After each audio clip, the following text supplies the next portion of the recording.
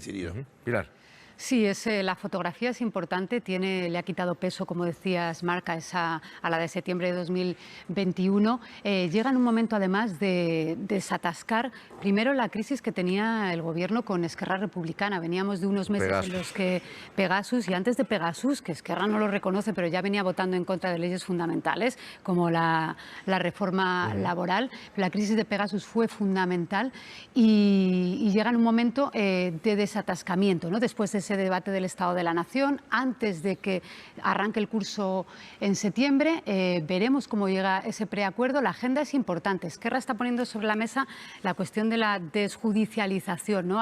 Ellos entienden que hay muchos cargos en Cataluña que siguen imputados por delitos que tienen que ver por hechos delictivos durante el proceso, y eso es lo que ponen sobre la mesa, que es más fácil, dicho sea de paso, que el referéndum, que el Gobierno poco margen tiene cuando Esquerra Republicana pone el referéndum como el único punto sobre la mesa, ¿no? Pero de todos modos, cuando ya hay un proceso judicial iniciado, el Gobierno poco margen tiene sobre eso. Poco margen tiene, pero bueno, fíjate la abogacía del Estado, que a veces ha pisado un poquito menos el freno en las peticiones. Oye, tuvimos los indultos, ¿no? Es decir, que en realidad sí que puedes poner cierto impulso, ¿no? El Tribunal de Cuentas, por ejemplo, que tenía muchas causas abiertas, permitió que Esquerra Republicana, que el Gobierno de Cataluña, recordar ese fondo con el que querían pagar las fianzas de la parte de la acción exterior, que sigue judicializado en el Tribunal de Cuentas. Bueno, pues les permitió que utilizaran ese fondo para las fianzas, ¿no? Que fue muy polémico, que consejeros del Tribunal de Cuentas se opusieron. Futuro, ¿no? Lo que se decide a nivel legal o judicial es más que a futuro. Sí que hay grados, ¿no? Muy breve. Yo creo que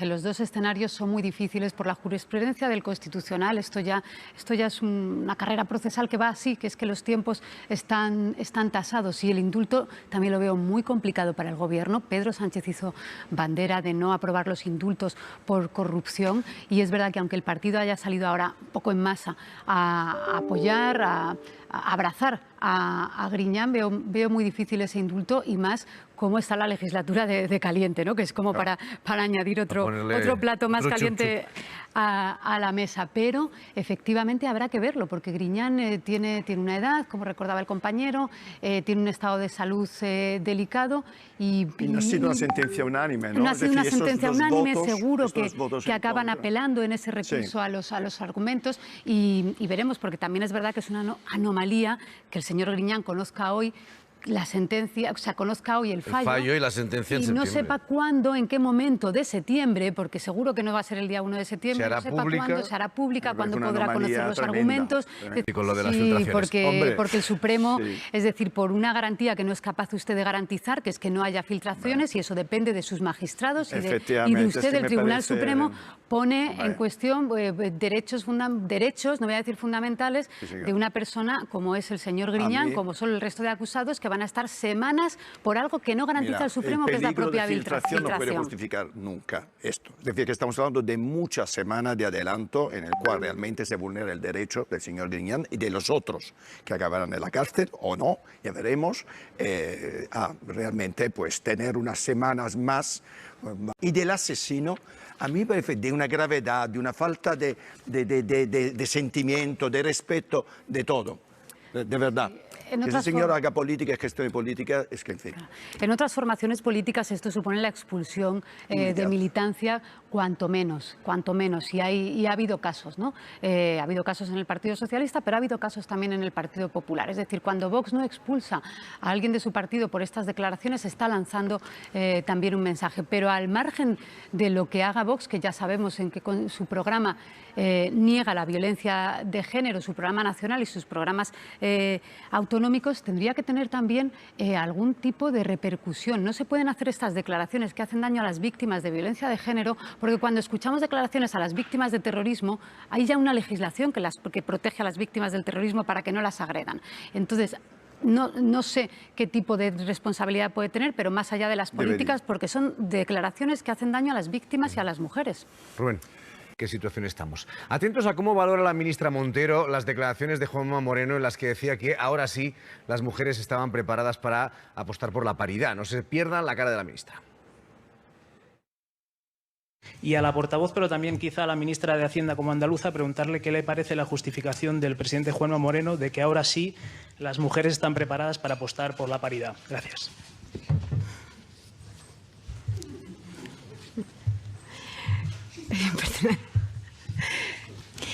Y creo que no merece ningún comentario. Se califica por sí solo. Yo me quedo sin palabras y en mi caso es complicado. Me quedo sin palabras y en mi caso es complicado. Sí que es verdad, ¿no?, que a la ministra de Hacienda lo que menos le falta siempre son expresiones y palabras para valorar. Y en su caso es complicado porque es verdad, es una gran, quiero decir, tiene una trayectoria política muy reconocida, gran política, decir, como otras mujeres del Partido Popular en otros gobiernos autonómicos que ha ocupado cargos. Entonces, claro, yo entiendo que Montero, pues poco más que se ría, lógicamente, porque está demostrado. Que es difícil de entender que Juanma Moreno se metiera en ese lío cuando venía con un gobierno con más mujeres que hombres. Yo no sé si es una y ya metedura, está, hablas por ti solo, ¿no? No sé si es una metedura de pata en el discurso. Hablas por ti solo, ya está. El no decir lo que pretendías decir, muchas veces uno se... Bueno, no soy yo Juanma Moreno, pero... No, yo creo que es una justificación que sobra y yo creo que fue un error. Evidentemente que no se pensó lo que estaba diciendo desde mi punto de vista, además conociéndolo, yo creo que fue una justificación inútil a una decisión absolutamente pues acertada, que es poner las consejeras que él consideró que eran prácticamente aptas para los puestos donde las colocó. Y que a veces por querer hacer más oposición de la que le corresponde en ese momento es cuando mete la pata. A mí me da la sensación de que lo que quería hacer es como nosotros no somos como el gobierno, nosotros no vamos por cuotas, nosotros ya, pero es que por hacer oposición cuando no tocaba ha ofendido usted, bueno, pues a muchas mujeres, porque es que las mujeres ocupan cargos antes de Moreno Bonilla y después los ocuparán. Cuando se habla de desjudicialización de la política, no se está hablando de que se perdonen delitos que se han cometido durante las actividades ilegales del proceso, ni ampliar los indultos. Hay una agenda de desjudicialización sobre la mesa y a mí me parece positivo que se hable de esto, porque esto entra dentro del marco de lo que se puede dialogar y no el referéndum, por ejemplo, ¿no?, que no está amparado por la Constitución. Pero están hablando de la modificación del delito de sedición. Ese es un tema que está sobre la mesa, que es muy difícil, seguramente, que se vaya a aprobar ya en esta legislatura, porque los tiempos son los que son. La reforma del Código Penal para derogar la ley Mordaza, a la que se comprometió el Gobierno a derogar desde que llegó al Gobierno allá con la moción de censura. A la modificación del funcionamiento del Tribunal de Cuentas, que uno puede estar de acuerdo o no en que lleguen a algún punto, pero hay una agenda sobre cuestiones legales y sobre leyes que a mí me parece que es positivo que dialoguen. No creo que se van a tocar directamente. Bueno, el delito de sedición, la ley Mordaza afecta también. Pero esto no. O sea, que me parece pues vamos a seguir con otro asunto que también nos preocupa mucho. Por el Partido Republicano, y ese es el problema. En un país en el que el bipartidismo sigue funcionando, cuando un partido republicano se opone a cualquier regulación, pues es imposible avanzar hacia la limitación en ningún sentido. A más, decías, el Tribunal Supremo, que acaba de sentenciar y ha dado libertad del uso a las armas en una sentencia histórica y que no pone ni mucho menos solución al gran problema de las armas. Y además luego en el día a día tampoco hay limitaciones. Cuando vemos las imágenes como la del aeropuerto de Dallas, uno podría preguntarse cómo es posible que alguien pueda entrar en un aeropuerto con armas, porque ya hay muchos arcos de seguridad.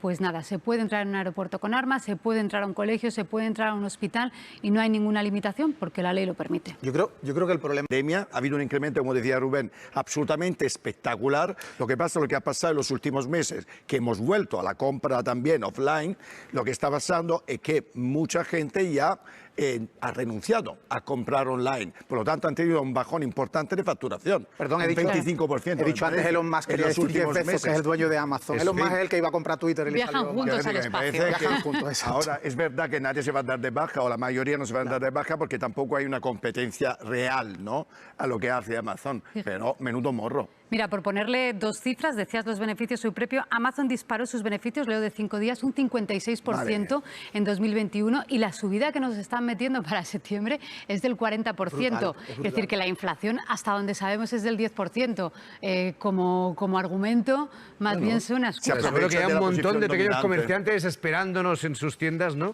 Felices de volver al pequeño exacto, comercio felices de los barrios. de recibirnos de nuevo. Y atentos a esta grabación en la que un cura se mofa de los canarios.